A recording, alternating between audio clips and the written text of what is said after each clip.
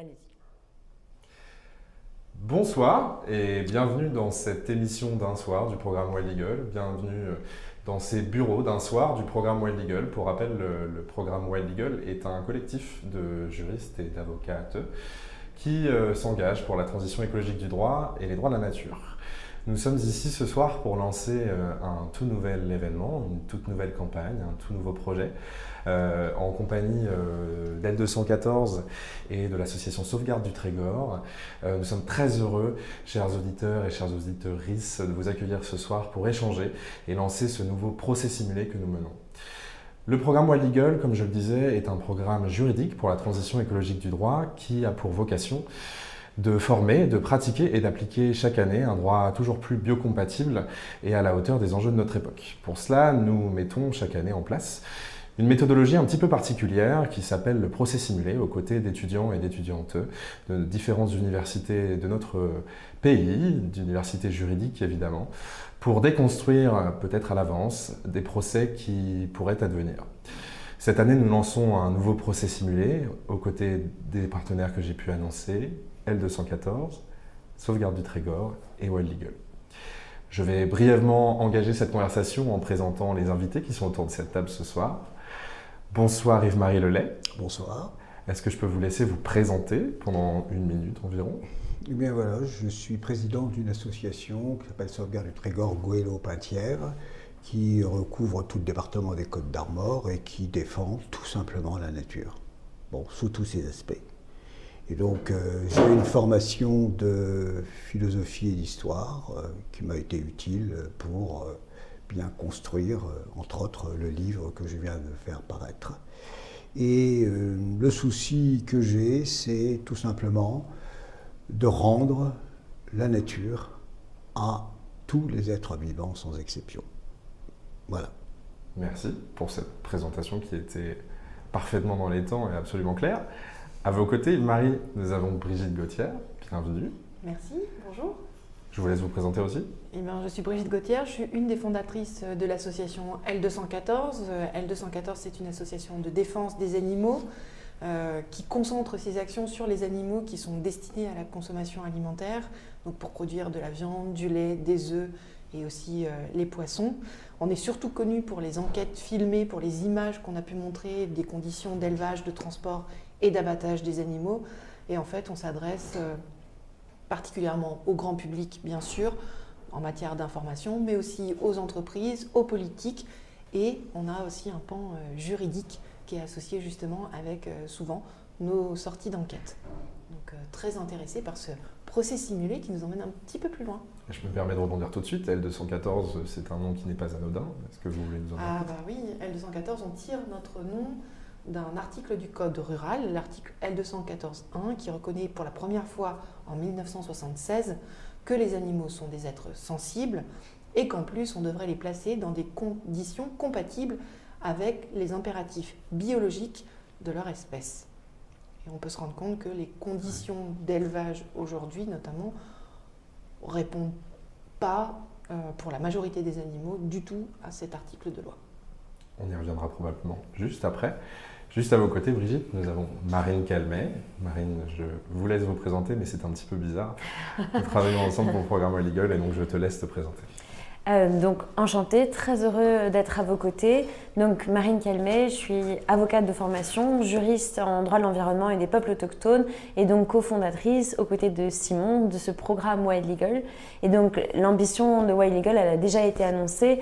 L'objectif, c'est aussi de réunir des associations comme vous, de travailler ensemble et puis d'aboutir, on l'espère, à un procès simulé et peut-être un vrai procès à la fin, puisque tout l'objectif aussi de nos travaux, c'est d'anticiper ce qui va se passer dans l'avenir. Et vu qu'en ce moment, on le voit notamment avec la foule de scandales que L214 met en évidence et puis la récurrence des sujets qui touchent les marées vertes, il y a un moment où il faut travailler ensemble et puis faire émerger du coup ces sujets dans l'opinion publique et puis les apporter devant les tribunaux.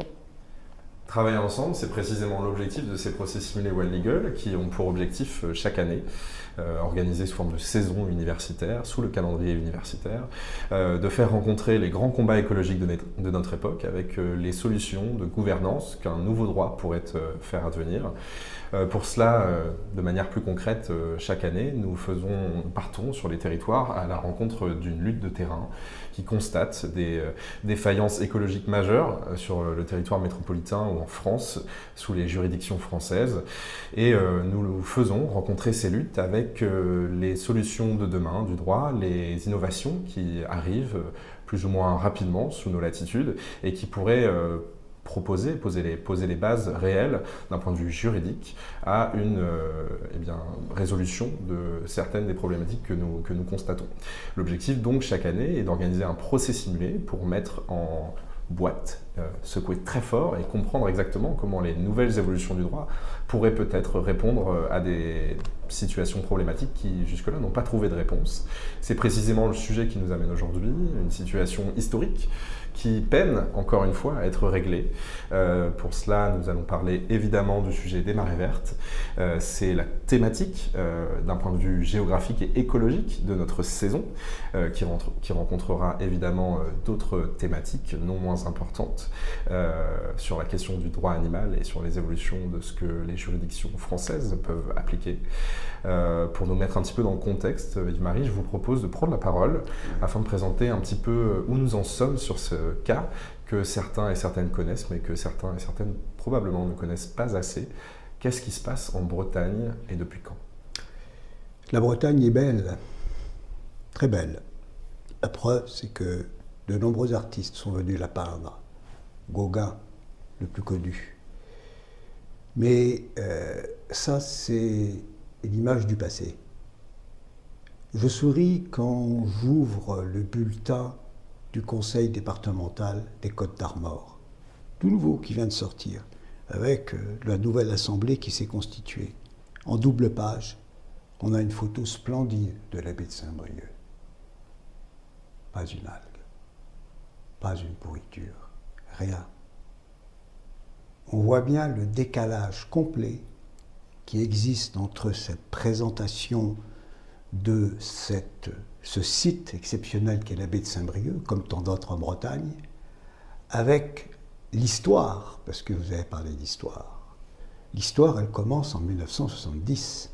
On a des arrêtés qui expliquent, des arrêtés municipaux, Saint-Michel-en-Grève et à Illion, Saint-Michel-en-Grève dans la baie de Lannion, Illion dans la baie de Saint-Brieuc, qui parlent de ce surgissement des marées vertes qui arrive tout d'un coup sans que les habitants ne le comprennent. Des masses et des masses d'algues. Il faut se représenter ce que c'est que des murs d'algues vertes. Quand on ne les ramasse pas, ça fait des murs de 1 mètre de hauteur. Et ça sur des centaines de mètres. Et donc, ces personnes-là ne comprennent pas. Et qu'est-ce qu'elles font? Ces élus municipaux, ils s'adressent au préfet. Et le préfet leur dit « Oh, ben écoutez, c'est comme ça, il n'y a pas moyen de les arrêter. » Et demandez aux agriculteurs de venir les ramasser. Et comme ça, tout ira bien. 50 ans après, on présente encore des images d'avant 50 ans. C'est ça le drame. Qu'est-ce qu'on ne voit pas dans les bulletins officiels du Conseil général des Côtes-d'Armor et des autres d'ailleurs départements? On ne voit pas comment cette beauté est abîmée dans un jus putride qui est celui qui est produit par la putréfaction des algues qui ont échoué sur la plage, en haute plage. Et ces algues qui échouent dans des quantités très importantes sur la plage et dans les estuaires, et en particulier dans la baie de Saint-Brieuc, eh bien ces algues produisent un hydrogène sulfuré qui est un gaz toxique violent. La nomenclature, elle est claire, elle dit qu'il faut prendre ces précautions contre ce gaz toxique. C'est ce qui est fait dans le milieu professionnel. Dans le milieu professionnel, que ce soit chez les égoutiers ou dans le monde de l'industrie, chacun a un détecteur de gaz et un masque à sa disposition. Voilà. eh bien, ce gaz toxique violent, il est là, à demeure, dans les sédiments, qu'ils soient vaseux ou sableux, et bien au-delà du dernier échouage des algues vertes. Je suis allé le 13 novembre, il y a encore des marées vertes d'ailleurs, mais même s'il n'y a pas de marée verte, on a un paysage magnifique, en apparence, du sable propre, on creuse et la putréfaction est en dessous. Et tout ce qui est dans ce sable et dans cette vase est mort, dans le silence le plus absolu. Même la communauté scientifique n'ose pas mettre son nez dans ce désastre écologique. Et bien sûr, la question qui est posée dès le début par ces élus, tant à Saint-Michel-en-Grève qu'à Illion, c'est de dire, mais d'où ça vient? Que se passe-t-il pour que de la mer viennent ces masses et ces masses d'algues qui ensuite pourrissent? Eh bien, il a fallu attendre 1977, première étude, pour que tout de suite, on se rende compte que entre la mer et la terre, il y a le cordon ombilical de la rivière. Et selon le principe basique de la gravitation, c'est ce qui est en hauteur dans les terres qui va arriver justement à la mer. Et donc, ce cordon ombilical, il est gorgé de tout ce que les terres portent en elles-mêmes, ce qu'on appelle des excédents d'engrais, des excédents d'azote. Et tous ces excédents d'azote qui sont le produit d'une révolution agricole qu'on nous a présentée comme étant une révolution magnifique. Le modèle agricole breton aurait sauvé la Bretagne. Non, il ne l'a pas sauvé. Il l'a tué sur des parties entières du littoral. Parce que ce modèle agricole provoque une agriculture intensive hors sol. Et hors sol, ça signifie tout simplement que, eh bien, on va mettre des cochons en étage, on va multiplier le nombre de cochons, on va faire venir de la nourriture de l'autre côté de l'Atlantique, sous la forme de soja, et on va déséquilibrer complètement le cycle de l'azote, qui fait que quand on va verser des engrais sur les terres, les plantes n'en peuvent plus. Elles ont trop d'azote, elles ont trop de phosphore. Et ce qu'elles ne peuvent pas absorber est raviné par la pluie, qui va dire qu'il ne pleut pas en Bretagne, et va ensuite arriver aux rivières, d'autant plus qu'on a supprimé les talus, qu'on a supprimé les haies, et donc tout arrive dans les rivières, et ce qui était du surplus d'engrais pour les plantes devient de l'engrais pour les algues. Et les algues, à ce moment-là, prolifèrent, se développent, selon un processus qu'on a eu du mal au départ à admettre, mais qu'on a très bien compris, on sait d'où ça vient. Et finalement, ce processus-là, il est tel qu'il n'y a qu'un seul moyen pour l'enrayer, un seul, couper le robinet à nitrate. Et ce robinet à nitrate, pardonnez-moi l'expression, c'est entre autres tout le cul des cochons. Autrement dit, il faut supprimer des cochons, les retirer, parce qu'ils sont en trop grand nombre. Et quand ce n'est pas les cochons, ce sont les vaches, ou, bien sûr, toute la volaille. Et tant qu'on ne fera pas ça, tant qu'on ne procédera pas à la fin de l'agriculture intensive, sur ces bassins versants qui acheminent donc les nitrates des rivières jusqu'à la mer, on aura des marées vertes. Et le problème, c'est ce que ne veulent pas faire les autorités. Parce que toutes les autorités politiques, toutes tendances confondues, eh bien, ne veulent pas remettre en cause l'agriculture intensive. Or, il faut choisir.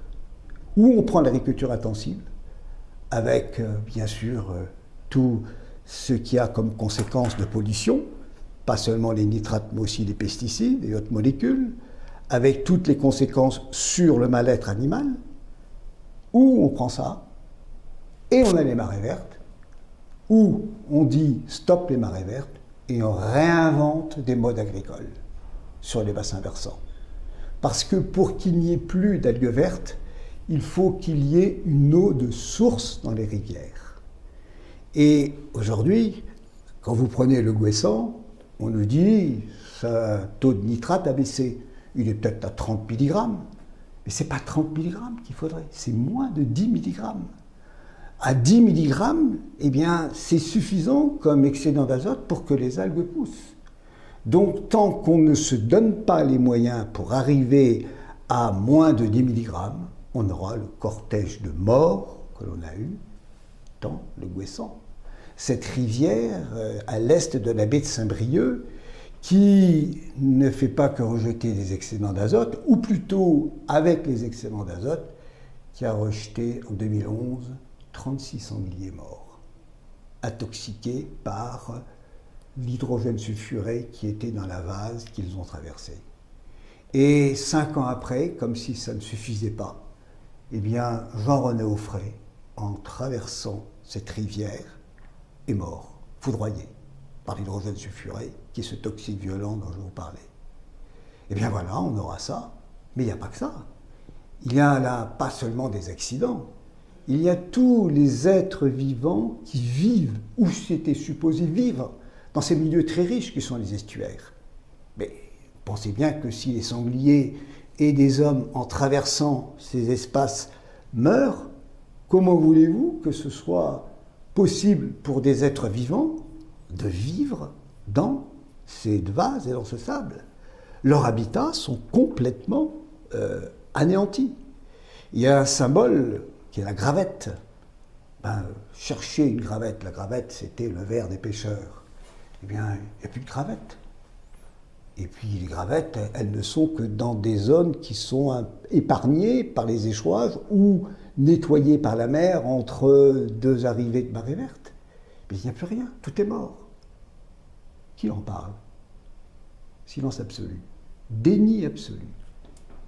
Et donc, c'est aussi le travail des associations comme les nôtres de dénoncer ce déni. C'est aussi ce que je fais à travers le livre que j'ai écrit, pour que, enfin, toutes les institutions de Bretagne, qui sont aussi des institutions de la République, puissent effectivement prendre le problème à la racine.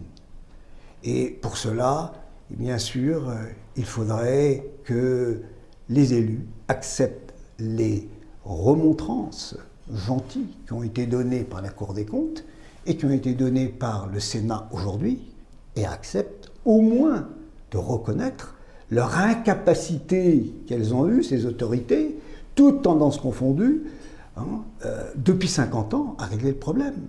C'est ce que dit la Cour des comptes. C'est ce que dit le rapport du Sénat. Et je n'ai entendu aucun élu en Bretagne battre sa coulpe et dire « Ah oui, c'est un rapport qui n'est pas très agréable pour tous les plans algues vertes que nous avons faits. Nous avons dilapidé l'argent public, nous avons dilapidé des millions d'euros. Il nous faut repenser ce modèle agricole sur 7,5% de la surface agricole utile en Bretagne. Pas plus. Ce sont les bassins versants qui provoquent les marées vertes dans les baies bretonnes. Eh bien, on repense tout. Non, on ne repense pas. Et pendant ce temps-là, les animaux continuent à mourir. Les animaux meurent dans la baie de Lannion. Et puis, combien d'animaux peuvent mourir aussi à Saint-Brieuc, dans la baie de Saint-Brieuc? Et pour clore ce chapitre, il faut savoir quand même que ces zones que je viens de vous décrire, qui sont infestées, qui sont mortes et qui tuent toutes les espèces vivantes, quelles qu'elles soient, qui les traversent, ce sont des réserves naturelles. Alors précisément, puisqu'on parle désormais de cette géographie, de ce territoire, moi je pourrais rebondir avec deux questions. La première, c'est quel est exactement le bassin versant sur lequel votre association pose ses combats, engage ses plaidoyers, quelle est exactement la zone territoriale pour laquelle vous vous battez et pour laquelle vous essayez de défendre ces écosystèmes, quel est le bilan peut-être en termes de victimes sur ce territoire-là, et puis si je peux ouvrir aussi, qu'est-ce qui a été jusque-là proposé concrètement par les autorités pour essayer d'enrayer sur ce territoire précis, sur ce bassin versant, cette situation? Alors, la baie de Saint-Brieuc est la plus grande baie de Bretagne. Et donc, c'est un contexte favorable pour le développement des algues, parce qu'il ne faut pas seulement les excédents d'azote, il faut aussi de la lumière. Et donc là, l'eau est peu profonde, Il y a donc une transparence qui est tout à fait profitable à l'ensoleillement et au mécanisme de la photosynthèse. Et donc ça permet comme ça des proliférations algales importantes. J'insiste sur une chose, ces algues ne sont pas fixées sur les rochers. C'est les seules algues qui ne sont pas fixées sur les rochers. Elles poussent comme ça dans l'eau, elles se développent, elles se déchirent, et puis chaque petit morceau fait encore un autre morceau qui grandit et tout. Donc ce périmètre de la baie de Saint-Brieuc, il va de ce qu'on appelle la côte du Goëlo jusqu'à la côte du Penthièvre, et la zone qui nous concerne essentiellement, c'est la partie plutôt est. Non pas qu'il n'y ait pas de marée verte de l'autre côté, mais c'est là qu'il y en a le plus. Et ça concerne une rivière en particulier, le Gouessant, qui est un estuaire, et donc je l'ai dit tout à l'heure, qui est une zone biologiquement très riche. C'est là que se reproduisent bon nombre d'animaux. Ce sont des nurseries pour des poissons, pour des crustacés et tout. Eh bien, ce Gouessant, sur tout le long de son parcours, il est gorgé d'hydrogène sulfuré. Je suis allé moi-même sur place avec un masque et un détecteur de gaz, et il y en a partout. Et les autorités, quand il y a eu des accidents, ils ont même reconnu qu'il y avait plus d'hydrogène sulfuré que ce que nous, on avait détecté. Comme quoi, on ne trichait pas. Bon, pour une raison bien simple, c'est que je ne suis pas trop fou. Je vais juste à la bordure des zones les moins dangereuses. Les plus dangereuses, me réservant les zones moins dangereuses. Eux, ils sont mieux équipés, donc ils peuvent aller au cœur de cette zone empoisonnée. Et donc, tout ça, c'est su. Bon. Mais jusqu'à présent, les autorités inventent des plans algues vertes qui veulent être compatibles avec l'agriculture intensive, comme je l'ai dit tout à l'heure. Ce n'est pas possible. C'est l'un ou l'autre. Et donc, tant qu'ils ne feront pas ce choix-là, ou plutôt qu'ils feront le choix de continuer l'agriculture intensive, on aura des marées vertes, on aura une agriculture intensive, et on aura en amont le mal-être animal. Parce que le mal-être animal et les marées vertes, c'est les tenants et les aboutissants. C'est pour ça que nous sommes là.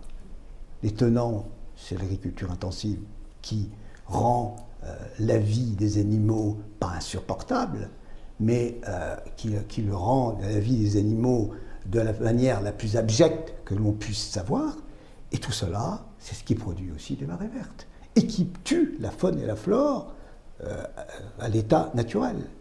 Et donc, tant que les autorités ne prendront pas la juste décision, qui est de revenir sur des modes agricoles intensifs, on aura le mal-être animal et les marées vertes et la destruction de la faune et la flore. Merci pour cette transition forte à propos, puisque précisément, nous avons là le plan large d'un point de vue historique et géographique, d'un point de vue en réalité écologique de ce territoire qui est en déliquescence, mais il s'agit aussi de comprendre le plan serré d'un point de vue amont dans ce bassin versant. Et le plan serré, bien entendu, c'est la question individuelle de la vie insupportable que peuvent subir les animaux qui, en réalité, sont les victimes, tout autant que les habitants humains et autres qu'humains en aval du fleuve de cette situation. Brigitte, est-ce que vous voulez nous en dire un petit peu plus sur ce que L214 a pu trouver en termes de conditions d'élevage intensif sur ces bassins versants et de ce que L214 a pu montrer au grand public?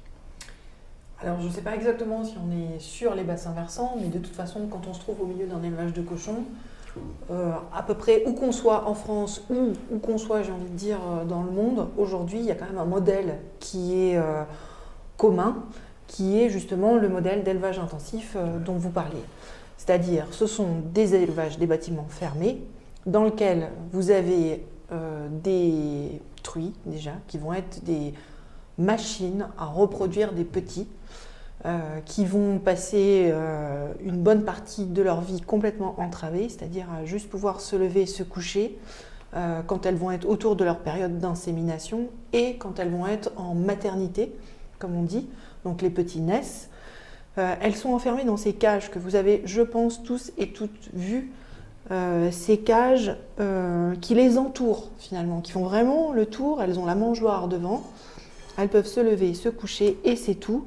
Et les petits viennent téter à travers les barreaux. Et ils sont tous et toutes sur du caillebotis. Caillebotis, c'est ces sols ajourés, en fait, pour que les excréments passent à travers. Et donc, ils sont élevés passez-moi l'expression, au-dessus de leur merde. Voilà, tout simplement. Et c'est ce qui fait le lisier, qui est répandu ensuite sur les terres agricoles et qui font effectivement des excédents d'azote par ailleurs. Donc là, on est juste à la naissance. C'est des conditions de vie particulièrement hostiles pour les animaux. Donc là, on est juste dans la case de maternité et ensuite, ils vont passer dans les cases d'engraissement. Sauf que, conditions de promiscuité, assez peu de surface par animal, rien à faire en réalité. Rien à faire, c'est-à-dire pas de distraction. La Commission européenne, le Parlement européen a voté une directive qui est applicable en France et qui dit qu'il devrait y avoir des matériaux manipulables pour ces animaux, qui sont des animaux extrêmement intelligents. Quand on veut mesurer les intelligences, on dit souvent que c'est vraiment l'équivalent des chiens, par exemple. Donc c'est des animaux qui sont extrêmement joueurs, qui sont hyper curieux, qui ont besoin de fouiller, etc. Et en fait, le sol en caillebotis fait que non, on ne va pas leur mettre des matériaux manipulables justement dont ils ont besoin. Quand vous les laissez tout seuls, ils retournent la terre quand ils ont accès à l'extérieur et tout ça. Là, il n'y a rien à retourner. C'est un sol qui est soit en plastique, soit en béton. Donc ça ne se retourne pas. Et du coup, la seule distraction, ce serait le morceau de queue du cochon voisin, de leur frère, cousin, etc., etc.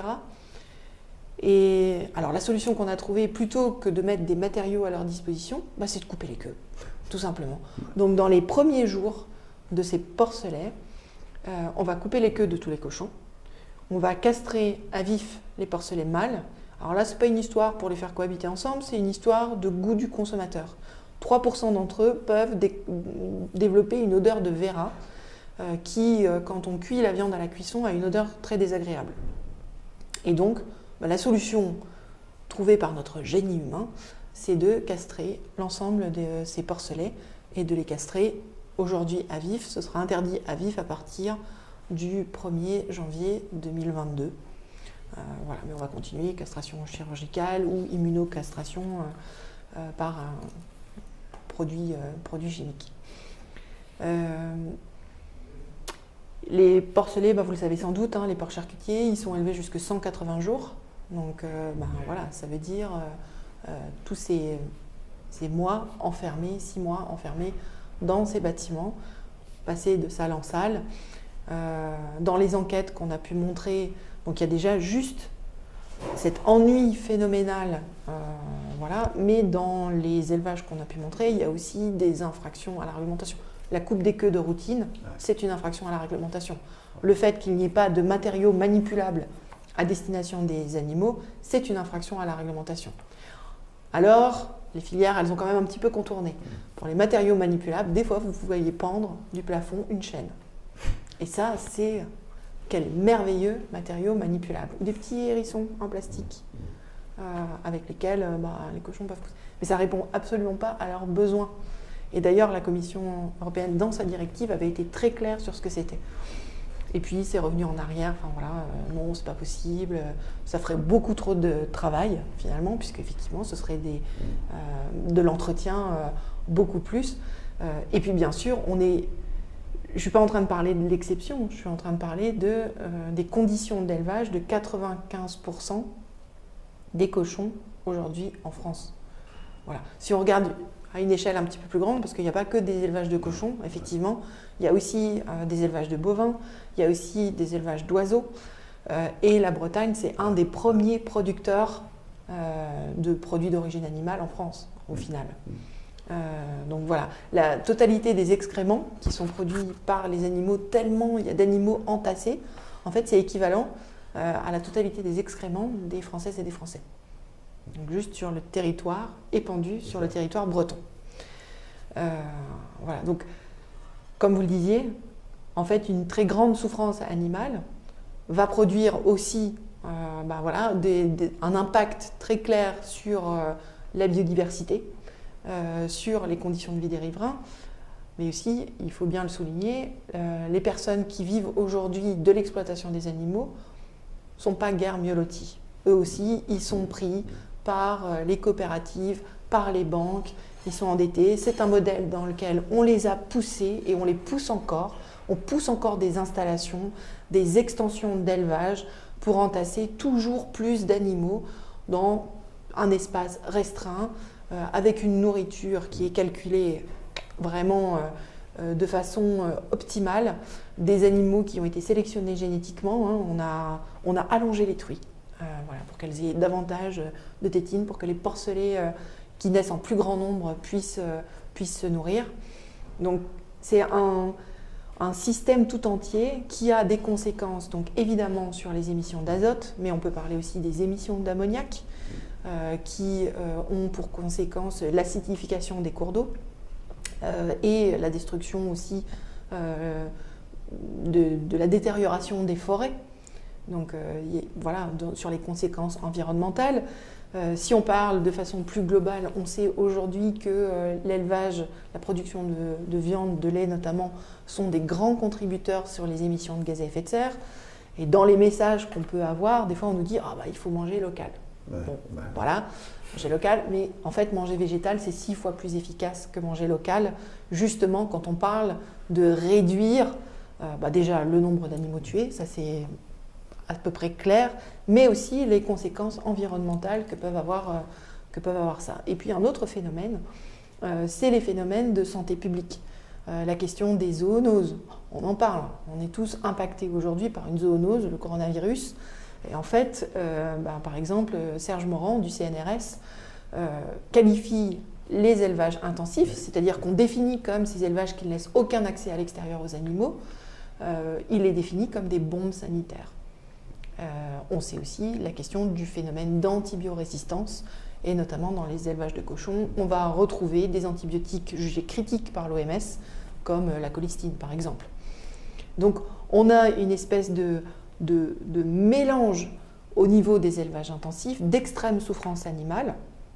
Alors c'est pas dit que dans les autres c'est la super joie, les images d'Épinal comme on peut avoir dans les livres pour enfants ou comme on se le représente parfois quand on n'y pense pas suffisamment. Les animaux ils vont pas se suicider à l'abattoir, vraiment ils ont eux aussi des émotions, la volonté de vivre, et ça on l'oublie très souvent quand on est devant son assiette, y compris pour les animaux aquatiques. Les conséquences sur l'environnement, comme les algues vertes, mais pas seulement, les conséquences sur la santé publique, et puis des conséquences sociales aussi. Donc, effectivement, les politiques publiques ne prennent en compte finalement aucun de ces impacts, parce que finalement, tout le monde y perd là-dedans. Les animaux, les êtres humains, notre environnement commun aux animaux humains et non humains. Donc il y a vraiment tout à y gagner, à changer, à s'engager sur un changement de modèle agricole qui entraîne un changement de modèle alimentaire lui aussi. On ne peut pas espérer élever de façon moins pire les animaux si nous-mêmes nous ne diminuons pas drastiquement notre consommation de viande. Et ça, il y a beaucoup d'organismes aujourd'hui, notamment qui s'intéressent à l'impact environnemental, qui recommandent des diminutions drastiques. Et quand on dit drastique, c'est moins 50% à moins 90% de la consommation, des niveaux de consommation tels qu'ils sont aujourd'hui.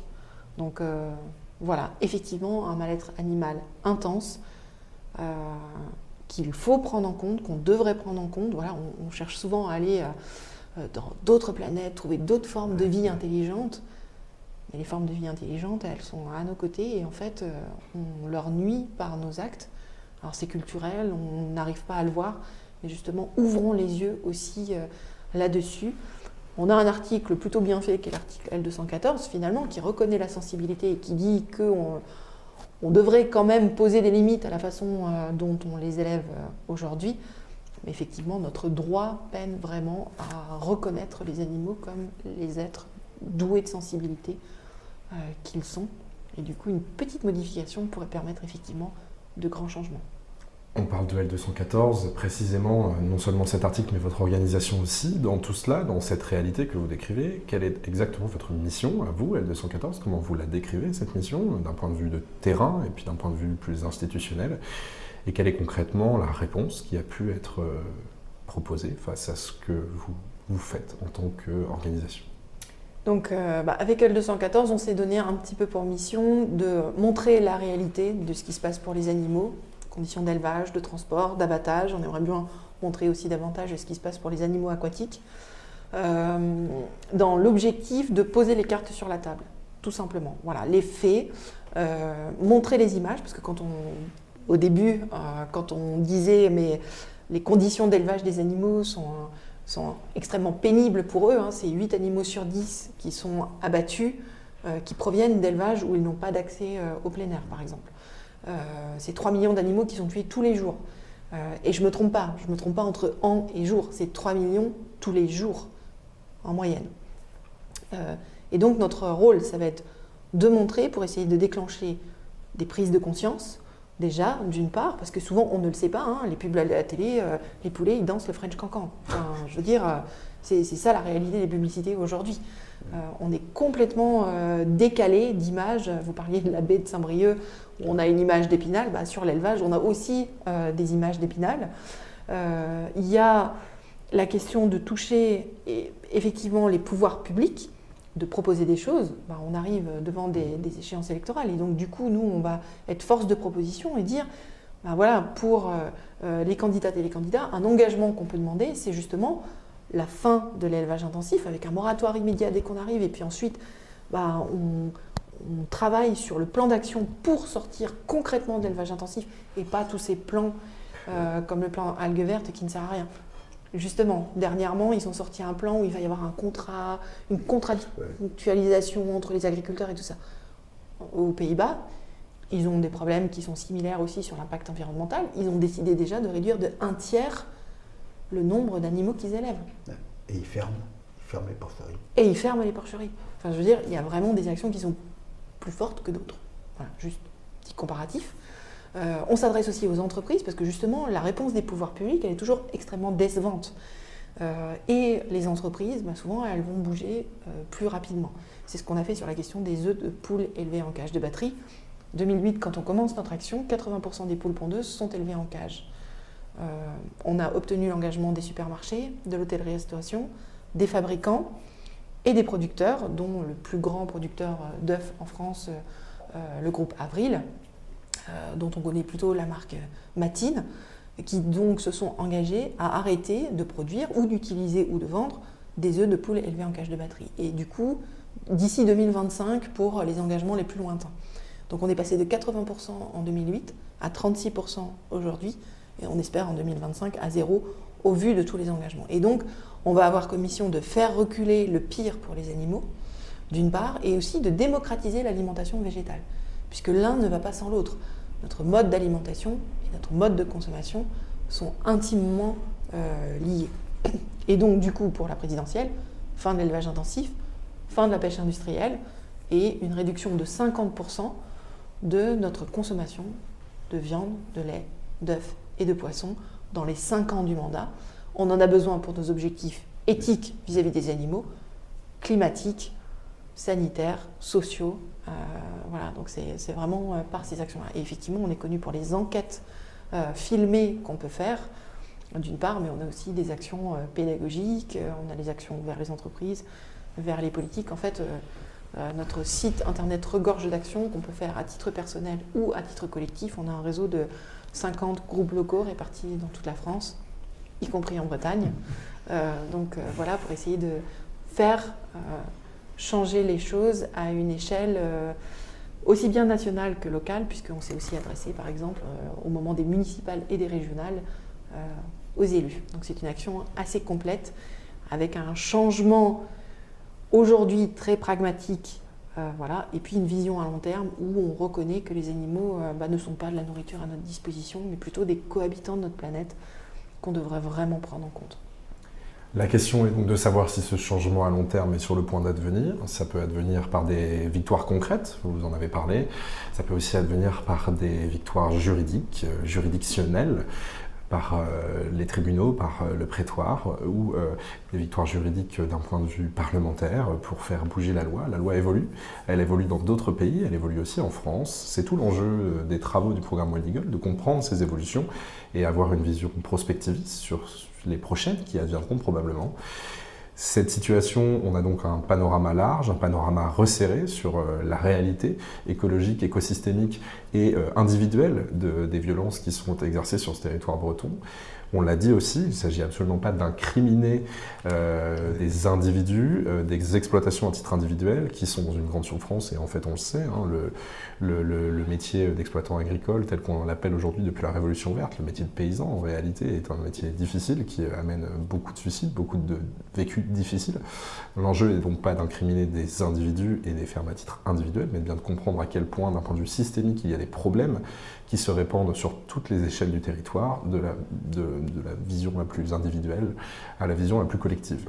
Pour comprendre cela et avoir une vision prospectiviste sur les évolutions de notre droit, je passe donc à Marine Calmet pour comprendre un petit peu les enjeux juridiques et juridictionnels d'une évolution du droit et du statut des animaux, pour mieux comprendre à quel point les choses vont bouger et à quel point ce procès simulé a vocation justement à secouer le cocotier. Oui, alors avec le procès Wild Eagle et dans l'histoire aussi du mouvement des droits à la nature, c'est qu'on voit une réflexion, et tu as fait une explication parfaite, comment on a cette relation aux autres qui n'est pas une relation basée sur la domination, la prédation, l'abus, l'exploitation.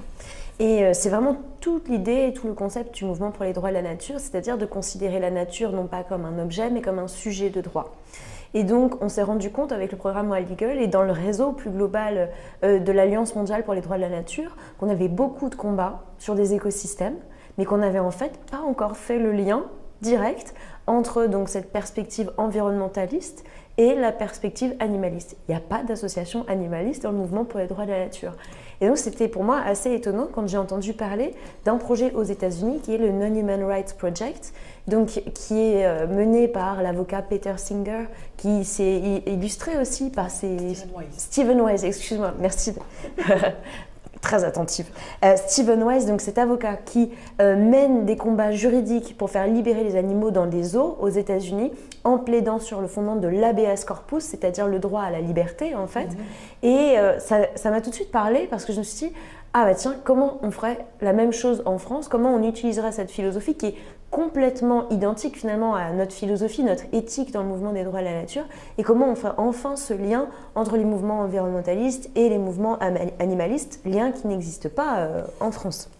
Et donc, à travers donc, le Non-Human Rights Project et aussi l'inspiration d'autres victoires juridiques qui existent déjà, et notamment une belle victoire juridique au sein du mouvement des droits des animaux au Pakistan en mai 2020, donc l'éléphant Kavan, qui a obtenu une grande victoire au Pakistan puisqu'il a été donc libéré du zoo d'Islamabad sur la décision du juge de la Cour suprême statuant que cet animal était non pas une chose, mais bien un être vivant, doué de sensibilité, qui avait, du fait de son incarcération, on peut le dire vraiment d'une incarcération, avait des préjudices physiques, émotionnels, psychologiques, et que donc il devait être libéré parce qu'il revenait finalement à l'État de garantir ses droits, de faire respecter son bien-être, et donc il a été libéré, il a dû être placé dans un sanctuaire, et ça c'est une décision qui nous a beaucoup questionné évidemment sur l'avenir aussi du droit.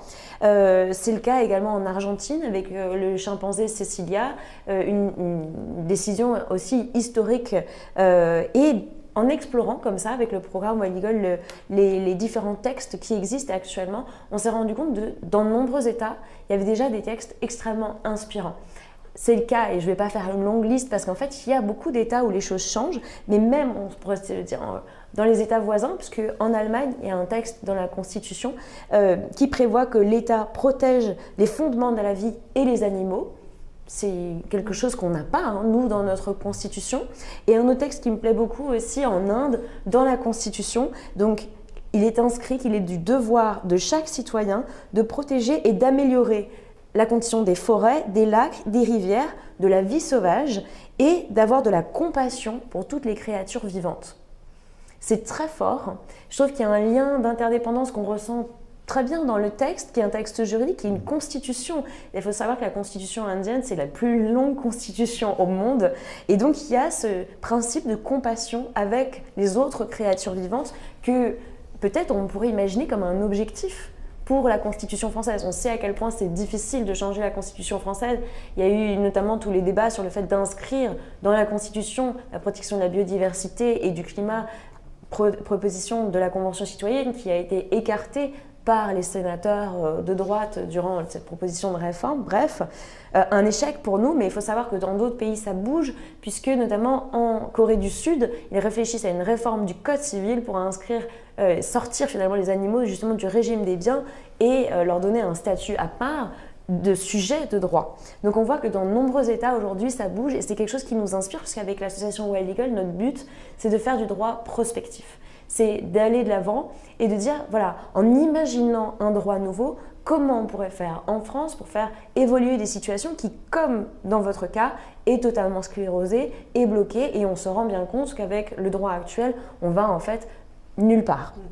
Et ça nous amène du coup à cette réflexion. Donc, pour mettre en place ce process simulé, il faut voir que derrière, il y a tout un rouage, il y a plusieurs mois de réflexion intense à la fois sur la stratégie juridique, mais aussi sur établir tout simplement déjà un cadre pour nous défricher, parce que comme on vient plutôt de la dimension environnementaliste, on n'avait pas toutes ces compétences sur le droit des animaux, donc on a rencontré des professeurs de droit renommés sur ces thématiques qui sont voilà, les leaders, on pourrait en nommer beaucoup en fait, puisqu'on a fait pendant plus de 2 mois des auditions avec les différents professeurs de droit, notamment David Chauvet qui écrit sur ces sujets-là et d'autres.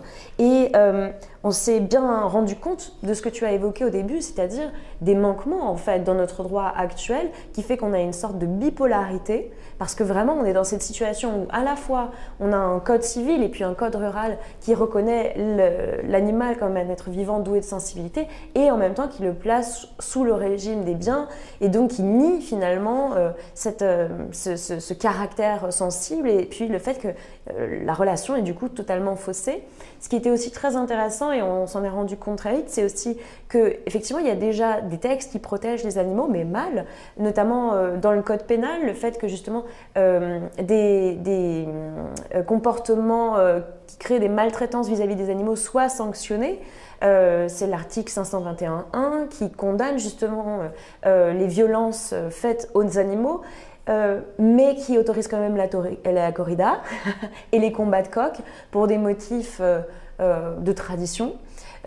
En fait, en cherchant un petit peu dans les raisons d'être de ces textes, on s'est rendu compte aussi qu'ils étaient justifiés en fait plutôt par la prévention de comportements asociaux d'êtres humains vis-à-vis en fait, des animaux qui souvent sont sous-jacents aussi d'un comportement violent vis-à-vis d'autres êtres humains. Et donc finalement, on ne considère pas les animaux comme devant être protégés, mais on crée une distanciation qui fait qu'une barrière de sécurité vis-à-vis des autres êtres humains aussi en créant ces textes. Et donc c'est très intéressant pour nous, parce que venant du mouvement des droits à la nature, on se rend bien compte que finalement on est dans une vision juridique complètement anthropocentrée où on est vraiment dans cette dimension, finalement on a créé un code, même des lois vis-à-vis des animaux qui sont en fait faits pour servir les intérêts des êtres humains.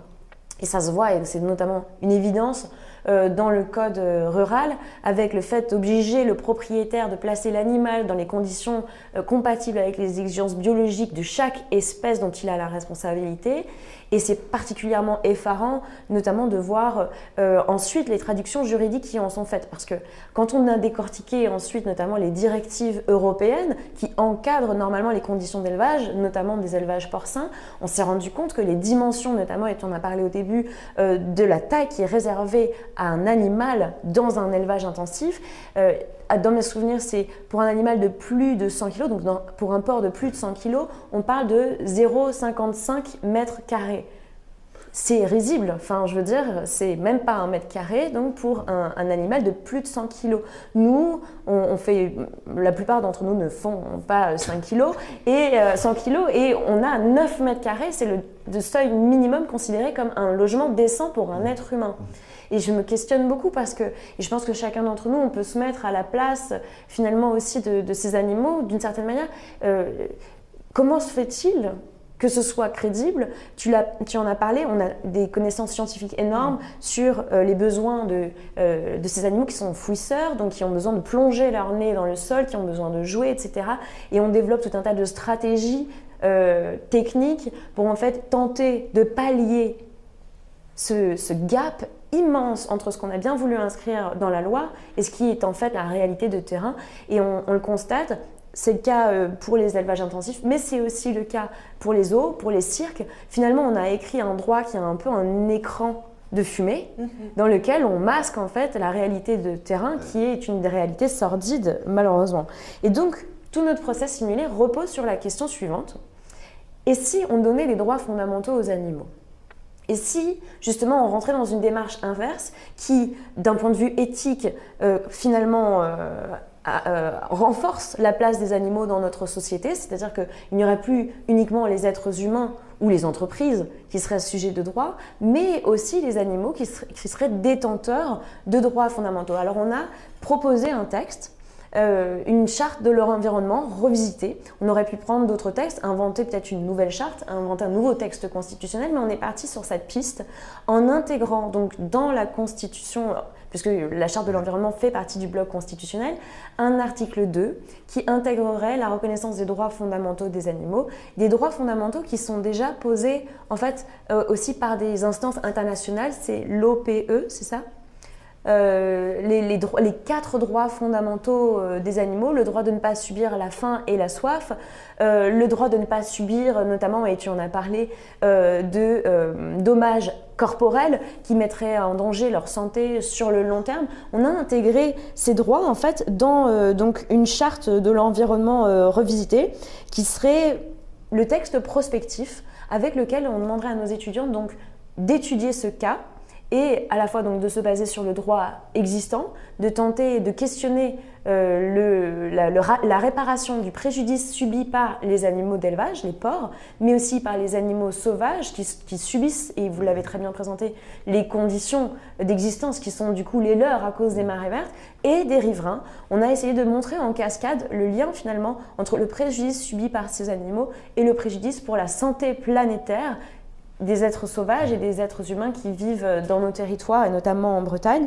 Et donc, les étudiants vont avoir à travailler sur ce droit prospectif, utiliser le droit positif et ce droit prospectif, cette nouvelle charte de l'environnement proposée, pour tout simplement évoquer, donc, à l'intérieur de leur travail juridique, ces deux aspects, pour qu'ils puissent démontrer aussi du coup les lacunes finalement de notre droit existant et démontrer l'avantage qu'auraient de nouveaux droits dans une nouvelle perspective juridique. Et donc c'est toute une nouvelle perspective qui va être la leur, et on va voir justement grâce au process simulé qui est un procès qui ouvre à la fois la possibilité évidemment pour les associations d'aller en justice, mais aussi pour les agriculteurs concernés de se défendre, puisque nos étudiants en droit vont adopter les deux positions pour défendre les deux aspects du dossier, parce que toute notre démarche est en fait de démontrer aussi qu'est-ce qui bloque aujourd'hui, que tout le monde comprenne avec honnêteté et avec transparence les enjeux de ce débat et face à quoi on est confronté aujourd'hui quand on est une association qui défend les animaux ou quand on est une association qui défend la santé de nos plages face aux marées vertes. Et donc il faut que les gens saisissent, grâce au process simulé, quel est le problème et comment on pourrait le résoudre. Et est-ce qu'on peut le résoudre justement en améliorant la situation des animaux, pas finalement uniquement en prenant le problème par le petit trou, la serrure, c'est-à-dire en se disant bon, il faut rajouter des jouets en plastique, il faut mettre de la paille, etc. Est-ce que c'est vraiment le problème? Est-ce qu'on n'a pas finalement un programme qui est beaucoup plus large et qui n'est pas en fait le problème de la relation au porc évidemment, mais de manière beaucoup plus large aux animaux? Et donc comment on fait avancer ce process simulé en questionnant vraiment notre droit, en allant au fond des choses. Et évidemment, ce texte, ensuite, il sera proposé et on l'espère, il sera efficacement soutenu au moment présidentiel, au moment des législatives, créer en fait un effet aussi de vague par là, parce que le procès Wild Eagle, c'est une porte ouverte sur l'avenir. C'est une manière de montrer ce qui pourrait être différent demain et donc d'être une source d'inspiration pour un futur candidat, une future candidate au présidentiel, au législatif, que sais-je, comme on l'a fait l'année dernière avec la reconnaissance du crime d'écocide, tenter d'influencer directement les décideurs publics. Alors Marine, moi j'ai des questions qui me remontent sur ces sujets. D'abord, est-ce que des procédures non simulées sont déjà en cours sur ces sujets-là? Je viendrai sur ma deuxième question après, mais est-ce que peut-être vous pouvez répondre d'ores et déjà? Yves-Marie peut en parler. Alors, nos associations, 4 associations, dont la nôtre et aux Rivières de Bretagne, ont introduit un recours contre l'État en 2004. Le jugement a été rendu au mois d'octobre 2007 et a donné raison aux associations et a clairement condamné l'État pour manque de respect de la réglementation qui s'était lui-même fixée et des réglementations européennes. Et donc, le tribunal a parlé de faillite de l'État. L'État a failli à sa mission de suivre au moins ses propres règles. Bon. Et donc, les pouvoirs publics, à ce moment-là, ont porté l'affaire devant le tribunal d'appel de Nantes. Et là, ils ont été également déboutés et condamnés. Et en 2009, il a été clairement dit que l'État était responsable des marées vertes par le non-respect des propres lois qu'il avait mis en œuvre, qu'il aurait dû mettre en œuvre.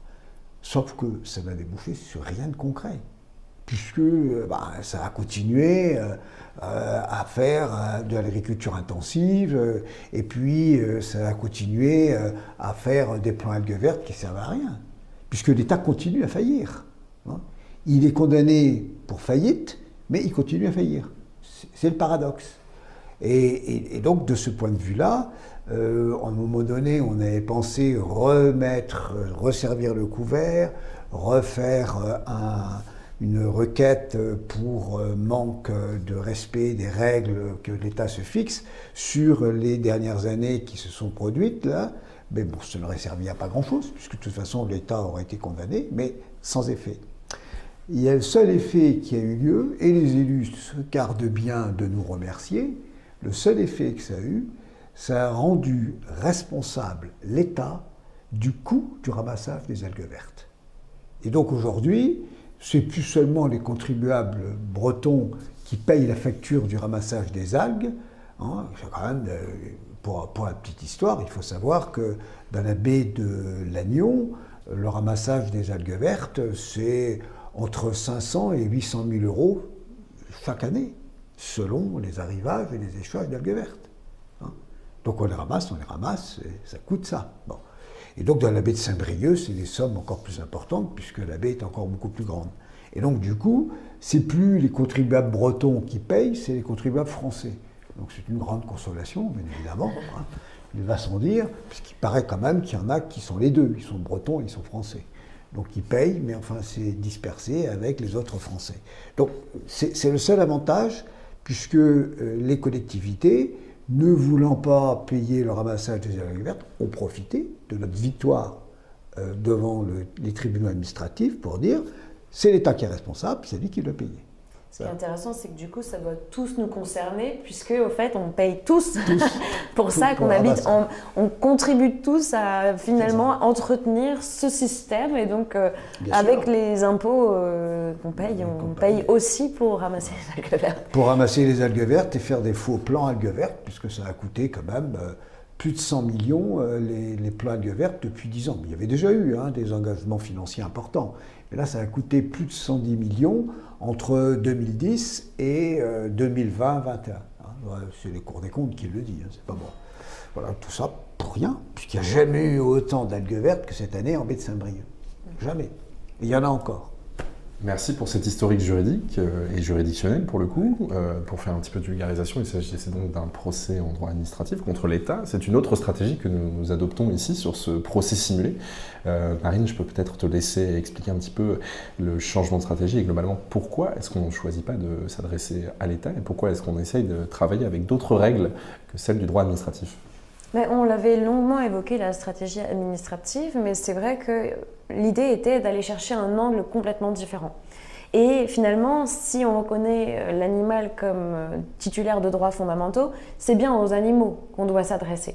Et donc, on suppose qu'en tournant un petit peu justement l'angle, en rentrant dans du droit civil, on pourrait emprunter une voie qui n'a jamais été empruntée jusqu'ici, c'est celle de la réparation du préjudice animal, donc sur le fondement du Code civil qui nous permettrait, et l'article du Code civil dit « tout dommage causé à autrui oblige celui par la faute duquel il est arrivé à réparer ce préjudice ». Nous demandons à travers le procès simulé, de considérer autrui comme personne non humaine. Et en l'occurrence, ce qui nous a marqué, notamment, c'était à travers nos échanges avec L214. Brigitte, tu nous as raconté que souvent, dans vos recours, notamment contre des abattoirs, vous obteniez des victoires sur l'aspect environnemental. Ça, oui, le juge commençait déjà maintenant à comprendre la violation des normes en matière d'installation classée pour la protection de l'environnement, pollution de l'eau, etc. Mais quand il s'agissait de condamner un abattoir, notamment par exemple qui ne respectait pas les normes en matière de protection des animaux, et notamment sur la question des normes d'abattage, finalement, qui tue 20 bêtes ou 20 000 bêtes, c'était un tarif de groupe et c'était finalement, il n'y avait absolument pas d'individualisation de cette peine, du préjudice subi par l'animal lui-même. Et ça, je me suis beaucoup questionnée sur cet aspect-là, parce que ça veut dire qu'on nie à l'animal même son individualité, alors même que dans notre code civil, on l'a reconnu comme un être vivant. Donc il y a un problème, on s'est dit, est-ce que c'est pas là le fil qu'il faut tirer pour dire si c'est bien un être vivant, s'il a des droits fondamentaux, comme on essaye de le démontrer dans le procès simulé, dans ce cas-là, le préjudice qui doit être réparé par la personne qui a bafoué les droits de cet être vivant, il doit être un préjudice individuel. Et donc on va aller sur le fondement d'une stratégie donc au civil pour demander la réparation du préjudice individuel subi par ces animaux d'élevage. On va identifier du coup les élevages qui vont être mis en avant dans le procès simulé, et puis du coup il va falloir faire le lien entre ce préjudice individuel subi par les animaux d'élevage et puis le préjudice écologique subi par le Gouessant et puis le bassin versant du Gouessant en entier et les habitants qui tous ont un préjudice. Donc c'est vraiment une procédure qu'on a volontairement voulu comme totalement novatrice, totalement inconnue, parce que pour le coup on tente une jurisprudence qui n'a jamais été encore utilisée. En parlant de jurisprudence jamais encore utilisée, Brigitte, je me permets de vous redonner la parole afin de vous interroger. Est-ce qu'il y a aujourd'hui d'autres procédures qui ont lieu sur le territoire français pour parler du bien-être animal, justement, et avec des argumentaires juridiques qui se basent sur le droit positif et qui sont sur le point d'aboutir, ou au contraire, qui peinent à aboutir précisément pour ces raisons-là? On parle du fait que l'argument environnemental est bien plus reçu aujourd'hui par le juge que l'argument du bien-être qui pourtant est reconnu dans notre droit. Est-ce que vous avez quelques petites informations de données sur les procédures qui ont pu avoir lieu ou qui sont encore en cours sur le territoire? Alors nous, effectivement, on se heurte pas mal. Alors on a différentes procédures en cours. On a des recours administratifs, effectivement, contre l'État pour ses manquements sur les contrôles, notamment. Voilà, on en a eu aussi un sur les services de la justice quand un dossier pénal nous arrive trop tard, comme par hasard. Voilà, mais là aussi, on se heurte parce qu'effectivement, il peut y avoir des amendes à payer. Mais l'État, il s'en fiche, quoi. Il va lâcher l'amende et puis ça ne va pas changer, ça va se renouveler sur un autre cas, etc. Nous, on le voit pas mal sur la question des contrôles dans les abattoirs où on n'a pas encore de réponses qui ont changé la structure du système de contrôle dans les abattoirs. Voilà, on a toujours les inspecteurs vétérinaires qui disent on n'est pas suffisamment nombreux, et l'État qui dit on va faire une force d'intervention de 6 personnes, soyez contents avec ça. Alors qu'on a 1000 abattoirs quand même sur le territoire en France. On a effectivement des procès contre des exploitations, contre des abattoirs, où, comme tu l'as dit, on va avoir une contravention parce que le piège à contention n'est pas aux normes. Ça a été le cas sur l'abattoir du Bois-Chaud où c'est manifeste. On a 86 000 € d'amende en tout, 84 000 qui concernent de l'administratif et les amendes justement sur la question environnementale. Et de l'autre côté, 2 contraventions pour un total de 2 000 € sur ces pièges, ces box d'immobilisation où des milliers d'animaux sont passés et où finalement c'est une amende. Alors que paradoxalement, pour les ouvriers, là, c'est par animal. Donc sur les individus, sur les personnes physiques, leur responsabilité individuelle est engagée et finalement ils se retrouvent avec parfois des amendes plus élevées que l'abattoir dans lequel ils travaillaient sur les motifs de conditions d'abattage des animaux. Voilà, et j'avais pensé à une 3e forme et je l'ai oubliée, juridique. Mais voilà, si ça me revient, j'en reparlerai. Oui. C'est parfait, ça m'amène là. Oui. Nous avons, nous, fait une entreprise complètement nouvelle. C'est celle d'introduire un recours au tribunal administratif pour préjudice écologique. Préjudice écologique dans une réserve naturelle, puisque je l'ai dit, c'est une réserve naturelle. Et la législation en matière de protection de la faune et de la flore dans la réserve naturelle est quand même contraignante. Et donc du coup, ce que nous attendons, c'est que le préfet soit condamné, non pas à nous indemniser, même s'il le fera à l'occasion, mais à réparer le préjudice.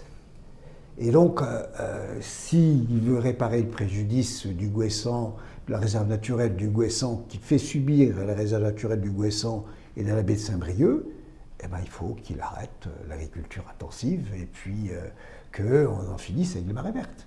Donc, on va voir que vont dire les tribunaux, et puis ensuite, comment ce jugement ensuite sera porté. Peut-être quand même que là, le poids de l'Europe jouera, on ne sait jamais. Mais c'est une nouvelle piste que nous avons choisie. Explorer des nouvelles pistes, c'est précisément l'objectif de ces procès simulés du programme Wild Legal. Alors on l'aura compris, nous sommes ici dans la phase préalable, c'est-à-dire que c'est un procès simulé aux côtés des universités, aux côtés des étudiantes et des étudiants de droit qui vont pouvoir pendant toute l'année scolaire à venir déconstruire ce procès avant qu'il ait lieu, peut-être pour qu'il n'ait jamais lieu précisément, ou peut-être pour d'autres raisons.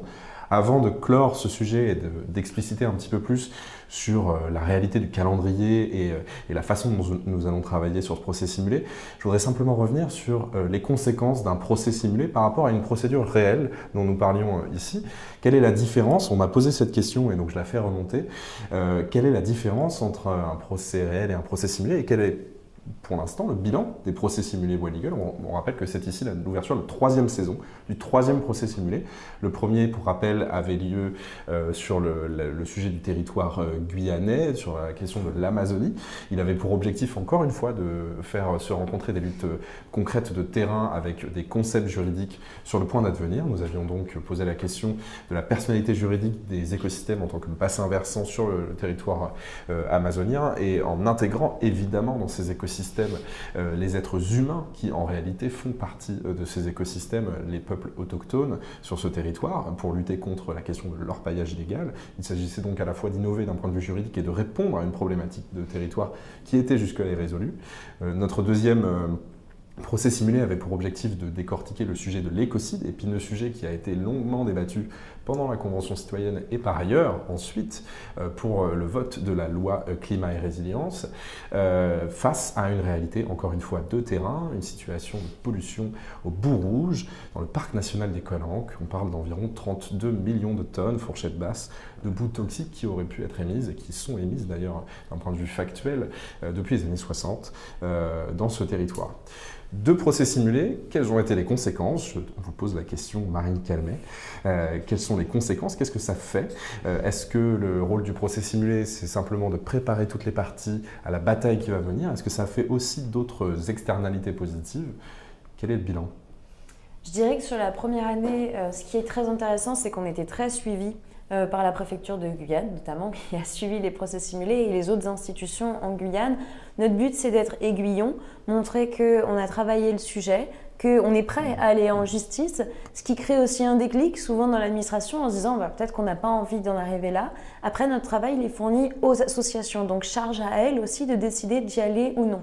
De la part de l'association principale, qui est l'association des femmes victimes du mercure, il y avait l'envie de rentrer grâce au travail juridique qui avait été fait dans une phase de négociation, c'est-à-dire rentrer dans un rapport de force plus intéressant en pouvant dire voilà, si on ne fait pas avancer les choses, voilà à quel procès on peut s'exposer au niveau du droit français ou international d'ailleurs. Et donc on a rencontré en septembre dernier, au moment du congrès mondial sur la biodiversité, des représentants de la collectivité territoriale de Guyane pour leur présenter tout le travail juridique qui a été fait à la suite de ce procès simulé et pour leur proposer des pistes très concrètes pour reconnaître les droits du fleuve Maroni et des écosystèmes aquatiques de Guyane, mais aussi donc des droits des peuples amérindiens et notamment du peuple Wayana. Donc ça, c'est pour la partie Guyane.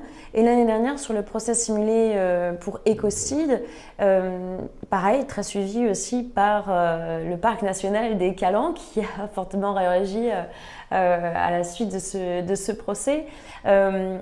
Notre travail va servir à pousser la plainte au pénal qui a été déposée il y a plus de 2 ans maintenant donc devant le tribunal d'Aix-en-Provence, justement pour destruction de l'environnement et mise en danger des vies humaines, atteinte à la santé de ses habitants.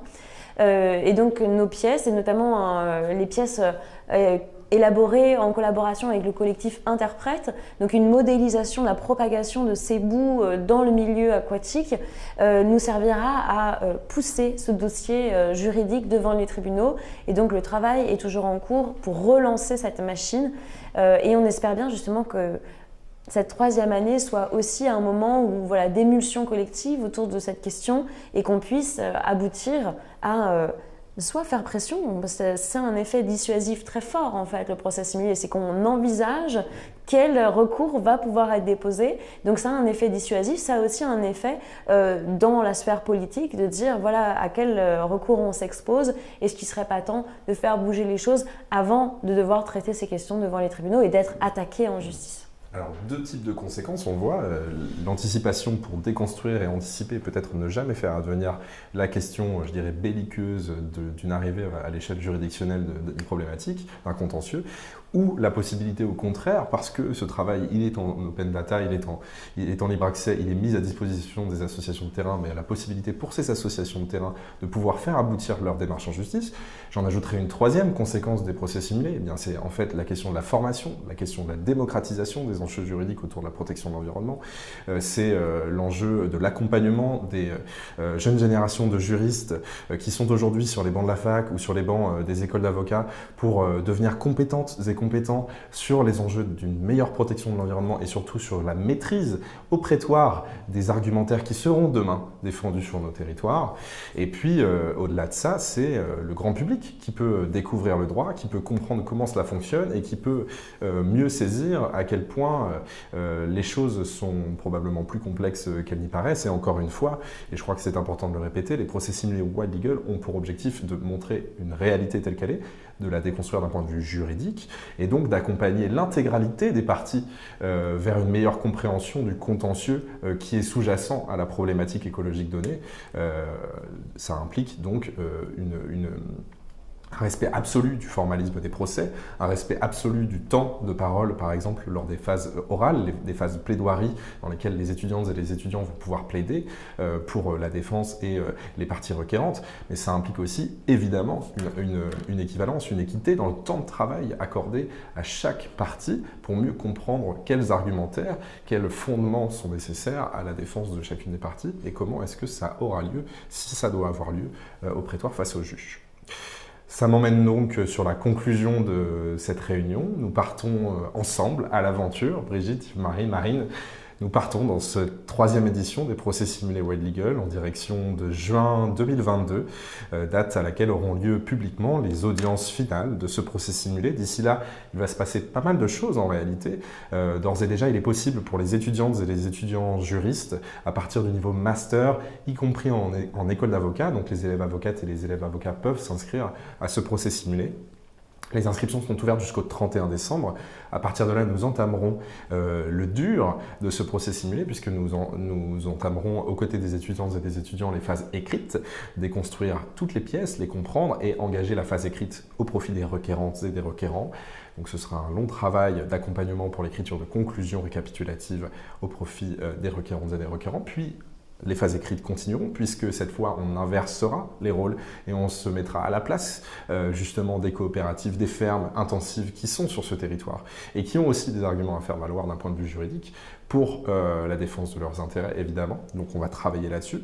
Et enfin on présentera tout ça par des phases orales puisque le procès simulé Wild Eagle est aussi un concours de droit et donc les meilleures étudiantes et les meilleurs étudiants qui auront travaillé à la fois sur les écrits et les oraux, encore une fois c'est pas un concours de plaidoirie, c'est pas un concours d'effet de manche et de capacité orale, c'est bien un concours de droit. Et donc les meilleures équipes qui se seront démarquées auront la possibilité de plaider publiquement les audiences finales de ce travail travail au mois de juin 2022. Nous sommes donc très heureux d'engager ce projet, très heureux de le faire à vos côtés. Et je propose de vous laisser le mot de la fin, si vous voulez intervenir pour rebondir sur ces sujets-là. Qu'est-ce que vous allez pouvoir en faire? Qu'est-ce que vous avez envie de dire pour justement accompagner ces étudiantes et ces étudiants qui vont peut-être bientôt et qui ont déjà commencé, on a déjà des inscriptions, s'inscrire et se lancer dans une aventure d'un an qui demande un petit peu de travail, c'est certain, à côté des études, mais qui forme aussi beaucoup et qui ne forme pas que les étudiantes et les étudiants, on s'en rend compte chaque année, on forme aussi les magistrats qui viennent arbitrer, on forme aussi les avocats qui viennent coacher, etc. etc. C'est toute la génération actuelle et future des juristes qui se forment par ces outils-là. Et donc vous avez probablement quelque chose à leur dire ou pas, je ne sais pas. Yves-Marie. J'ai commencé mon intervention en disant que la Bretagne était belle. Pour moi, la beauté d'un paysage, la beauté d'un territoire est inséparable de la vie qui y progresse et qui prospère. Et pour moi, le vivant, c'est un élément essentiel de la beauté. Et je dirais que ce que nous faisons, c'est aussi un travail qui s'apparente à donner à chacun le droit à la beauté dans le territoire qu'il occupe, avec les animaux, avec les plantes, avec tout ce qui est vivant, et qui participe ensemble à maintien de cette beauté de la nature. Brigitte. Moi, je suis ravie qu'on fasse ce procès simulé ensemble. Justement, j'aime beaucoup l'idée qu'on ait une vue un petit peu globale sur la question des animaux non humains, des animaux humains et la question de notre environnement, de notre espace de vie collectif, pour le coup.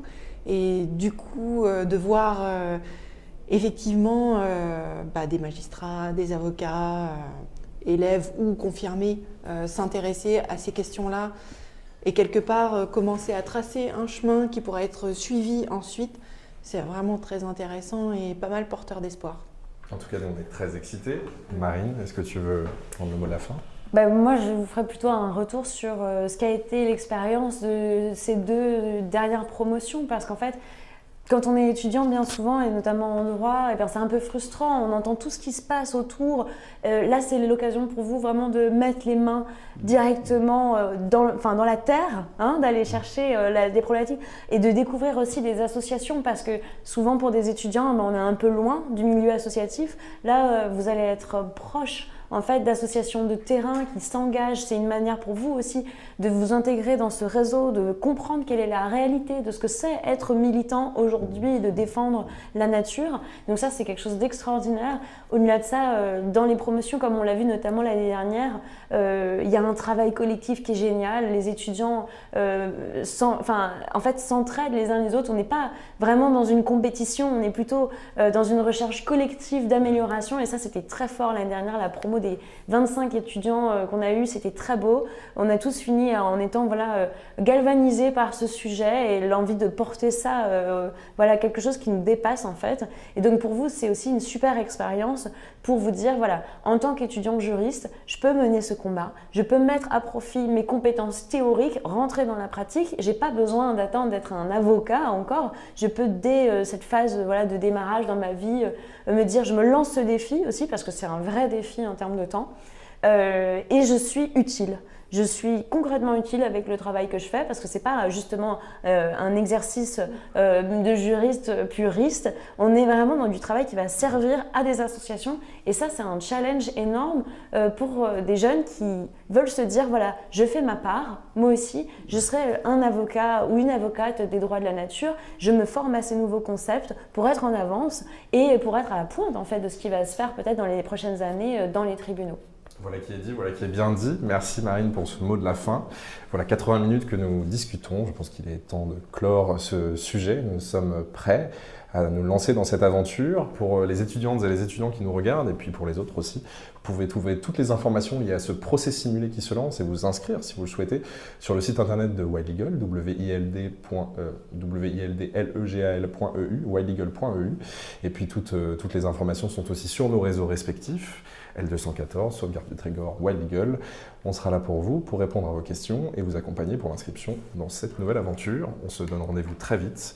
Et puis pour celles et ceux qui ne sont pas là tout de suite, on se donne à minima rendez-vous en juin 2022 pour les audiences finales de cette aventure qui se lance. Merci à vous. Merci. Et très bonne soirée. Bonne soirée. Bon, 80 minutes pile.